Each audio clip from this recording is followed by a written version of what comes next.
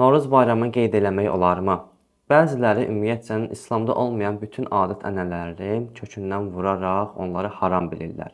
Bəs doğrudanmı belədir? Əgər bir işi Həzrət Rəsulullah sallallahu aleyhi və aleyhi və səlləm yerinə yetirməyibsə və eyni zamanda həmin işi haram hesab eləməyibsə, Quranda da o işin haram olmağına dair bir şey yoxdursa, kim hansı cürətlə bu işi qadağan eləyə bilər? Peyğəmbər buyurur, bidət eləyən öz yerini cəhənnəmdə hazır bilsin. Bidət nədir? Bidət dində olmayan bir şey dinə gətirmək və yaxud da dində olan bir şey dindən çıxarmağa deyirlər. Novruz bayramı kimi adət-ənənələri, bu cürlə bayramları qeyd eləməyin dində haram olduğuna aid bir dəlil sübutu yoxdur. Buna görə də hər kim bu cürlə bayramlara haram desə birbaşa olaraq onlar bidət eləmiş hesab olunurlar. Gələk Novruz bayramının özünə. Novruz bayramında qapı pusmaq, fala baxmaq, mərclə yumurta döyüşdürmək kimi adət-ənənələri yerinə yetirmək olmaz.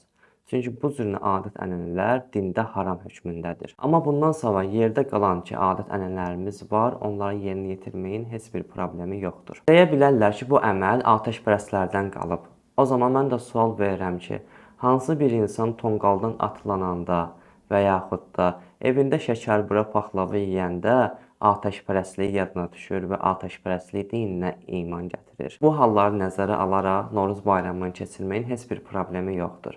Şəkərburanız, paxlavanız bol olsun. Evdə pişirsə yemək olmaz, amma qonşudan gələni yeyə bilərsən. Ki sənin kişi boş.